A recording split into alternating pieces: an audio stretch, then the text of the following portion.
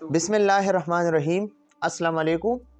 आज हम डेंगू के बारे में डिस्कशन करेंगे कि डेंगू जो फ़ीवर है ये क्या चीज़ है, क्योंकि आजकल हमारा जो मुल्क है पाकिस्तान और वर्ल्ड वाइड अगर हम देखें तो डेंगू का जो रेशो है वो बहुत ज़्यादा है।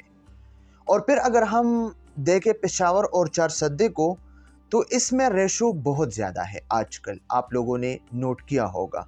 तो सबसे पहले हम ये देखते हैं कि ये डेंगू फीवर है क्या चीज़। ये हमारे पास एक बुखार है, ओके, जो एडीज एजिप्टी जो डेंगू है फीमेल है, तो इसकी वजह से जो है स्प्रेड हो रही है। ये एक वायरल डिजीज़ है, वायरल इन्फेक्शन है, ठीक है। और फिर इसके बारे में ये आप लोगों ने जानना है कि ये इस तरह की डिजीज़ नहीं है कि एक बंदे से ये दूसरे बंदे में ट्रांसफ़र होता है, बट इस तरह ये ट्रांसफ़र हो सकता है कि अगर एक बंदे को डेंगू है और ये एडीज एजिप्टी जो है इसने इस बंदे को बाइट किया, इस बंदे को जो है काटा, तो इस बंदे की बॉडी में जो वायरस है ना, इसके बारे में तो वो ये वायरस अपने पास रख के दूसरे बंदे को जो है ट्रांसफ़र कर सकता है। तो इसका रूट है ना, तो ये मॉस्किटो बर्न है। तो इसलिए जो है इसके प्रिवेंशन बहुत ज़्यादा ज़रूरी है। और इस वीडियो में आज हम आप लोगों के साथ इसका जो ट्रीटमेंट है, इसका जो डायग्नोज है या इसके जो काजेज़ है, तो वो हम आप लोगों के साथ जो है शेयर करेंगे। तो सबसे पहले मैंने ये कहा कि ये हमारे पास एक वायरल डिजीज़ है जो वायरस से जो है स्प्रेड होती है, और एडीज एजिप्टी जो फीमेल मस्कीट है इससे ये स्प्रेड होती है। फिर मैंने ये कहा कि ये डायरेक्टली एक बंदे से दूसरे बंदे में स्प्रेड नहीं होता, बट जब एक बंदे में ये वायरस मौजूद हो और ये मस्कीट आके इस बंदे को बाइट करते हैं और फिर ये जाके किसी दूसरे बंदे को बाइट करते हैं, तो फिर ये दूसरे बंदे को इन्फेक्ट कर सकता है। फिर इसके कुछ ख़ास सिम्टम्स हैं जिसको हम अलामात कहते हैं। तो इसके ख़ास सिम्टम में सबसे पहले जो है, इसका नाम भी फीवर है, ठीक है। तो फीवर है तो इसमें बेहद ज़्यादा फीवर होती है, 104 फ़ारेनहाइट। ये आप लोग याद रखिए, 104 सडन जो है ये फीवर होती है, अचानक इंसान को फीवर आती है, ठीक है। फिर इसके बाद इसके जो बोन है और इंसान के जो पट्टे हैं, तो ये दोनों जो है बहुत ज़्यादा दर्द करते हैं। इसके अलावा हेडेक होता है, जो सर का दर्द होता है वो बेहद ज़्यादा होता है। इसके अलावा जो आंखें होते हैं ना, इसका दर्द होता है। और आंखों के पीछे जो साइड है ना, जो आई ऑर्बिट्स हम कहते हैं, आई, तो इसमें काफ़ी ज़्यादा दर्द होता है। और इसके अलावा जोड़ों और पट्टों की बहुत ज़्यादा दर्द होती है। जो जॉइंट्स हैं हमारे और जो मसल है इसके एच होती है, इसको दर्द होते हैं बेहद, इसलिए इसे हड्डी तोड़ बुखार भी कहा जाता है। ये आप लोग याद रखिए। और इसके अलावा जो सिम्टम है, जेल जो स्किन है इस पे सुर्ख धब्बे निकलना शुरू होता है, ठीक है। और इसके साथ लो एपेटाइट होता है, बंदे को जो है भूख नहीं लगता और वोमिटिंग आती है, लोगों को जो उल्टियाँ होते हैं ना वो आती है।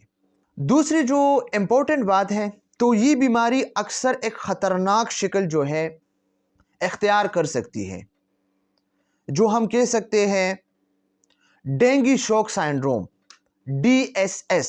इसमें क्या होता है, प्लेटलेट्स बेहद कम होती है। जब प्लेटलेट्स बेहद कम होती है तो आप लोगों को पता है फिर क्या होता है, हमारे बॉडी में प्लेटलेट्स क्या होता है, प्लेटलेट्स का जो फंक्शन है वो क्या है। प्लेटलेट्स इस तरह काम करता है कि हमारे बॉडी से जो ब्लीडिंग होते हैं ना, इसको कवर करता है। ये अगर हमारा जो स्किन है ये कट हो जाता है तो इससे ब्लड बाहर निकलता है, तो ये प्लेटलेट्स क्या करता है, ये हमारा जो स्किन है ना इसमें मिशवाक जो जाल होता है ना, तो ये जो है डालता है, तो इसमें RBC जमा होके हमारे ब्लीडिंग को ये स्टॉप करता है। तो जब ये प्लेटलेट्स लेवल कम होता है, ये हमारे बॉडी में नॉर्मली 150 लाख से 450 लाख तक ये नॉर्मल होता है। जब ये इससे कम होता है तो फिर हमारी ब्लीडिंग जो है मसोड़ों से होते हैं, हमारे नोज़ से ब्लीडिंग होते हैं, और जब हम जो है इंजरी होते हैं हमें, तो ब्लीडिंग फिर स्टॉप नहीं होते हैं, ठीक है। तो इस तरह हमारे पास जो है ये चीज़ें आप लोगों ने नोट करनी है कि अगर किसी के ब्लड नहीं या किसी के ब्लड जो है नहीं रुकती तो ज़रूरी है कि इसको डेंगू है। क्यों? इसलिए कि इसके प्लेटलेट्स लेवल कम है और ये जो एडिस एजिप्टी है ना, ये आके बोन मेरो को टारगेट करते हैं। जब बोन मेरो टारगेट करते तो बोन मेरो का क्या काम है? बोन मेरो मोनोसाइट को क्रिएट करते हैं, फिर मोनोसाइट से आगे जो है आरबीसी, डब्ल्यूबीसी और प्लेटलेट्स वजूद में आते हैं। तो ये इसलिए प्लेटलेट्स लेवल को जो है क्या करते हैं? अफेक्ट करते हैं, ठीक है। और फिर इसके लिए जो हम डायग्नोस्टिक टेस्ट करते हैं, जिससे हम जो है फाइंड कर सकते हैं कि इस बंदे को क्या प्रॉब्लम है या इसको डेंगू है या नहीं है। तो इसके लिए हम जो डायग्नोस्टिक टेस्ट करते हैं तो NS1 एंटीजन टेस्ट है और सेरालॉजी टेस्ट है। इसमें हम प्लेटलेट्स लेवल को देखते हैं कि प्लेटलेट्स लेवल कम है या नॉर्मल है। इसके अलावा फिर इसके लिए जो ट्रीटमेंट है हमारे पास, तो ट्रीटमेंट में इसको हम रिहाइड्रेट करते हैं। ओके, रिहाइड्रेट करते हैं। इसने जो है जूस पीनी है, ऑरेंज और मैंगो और बनाना या हमारे पास जो पोमेग्रेनेट है, अनार है, तो ये खानी है। और इसके अलावा हमारे पास इसने जो ट्रीटमेंट लेनी है तो बुखार के लिए, फीवर के लिए इसने जो है पेनाडाल लेनी है। जो पैरासीटामोल है तो वो हमने लेनी है पेनाडाल के नाम से। और इसके अलावा हमारे पास जो है ये रिहाइड्रेशन जो है बहुत ज़्यादा ज़रूरी है इस बंदे के लिए। और मुख्तलिफ़ किस्म की फ्रूट्स इसने लेनी है। इसके अलावा जो प्रिवेंशन है तो वो काफ़ी इम्पोर्टेंट है। इसमें हमारे पास जो है नेट यूज़ करनी है, मच्छरदानी, वो क्रीम्स लगानी है जिससे मच्छर जो है भागते हैं। इसके अलावा जो है आप लोगों ने ख़ुद पे जो है इस तरह के जो है लोशन यूज़ करने हैं कि मच्छर जो है इससे, या इस तरह के जो धुआं होते हैं मुख्तलिफ़ किस्म के गोबर के या इस तरह के अलावा, तो वो आप लोगों ने यूज़ करने हैं। और साथ साथ पानी की जो यूज़ है वो आप लोगों ने ख़याल से करनी है कि अगर बर्तन है या कोई गिलास है इसमें पानी आप लोगों ने नहीं छोड़ना है, क्योंकि ये मच्छर आके इसमें जो है अपने एग्स जो है हैच करते हैं। तो आप लोगों ने इन चीज़ों को जो है इन पे ख्याल रखनी है। या घर में आप लोगों के जो ग्रास है या जो मुख्तलिफ़ किस्म के डेकोरेशन वगैरह वगैरह, इसमें पानी की जो सतह होती है इसको आप लोगों ने बरकरार रखनी है, इसको आप लोगों ने ख़त्म करनी है। और ये मच्छर जो है एडीज़ एजिप्टी, ये सुबह और शाम के वक़्त ये इस टाइम जो है ह्यूमन पे जो है अटैक करते हैं। वो क्या है, और फिर वो एडिस क्या करता है, वो इंसान की ये जो व्रिस्ट है, हैंड है और इसके जो लेग्स है इसको जो है काटते हैं।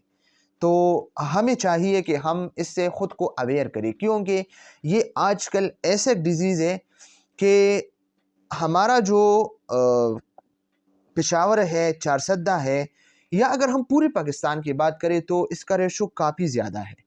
तो हमने अवेयर रहना है और हमने ख्याल रखना है अपनों की भी और ख़ुद की भी। Thank you so much. खुदा हाफिज़।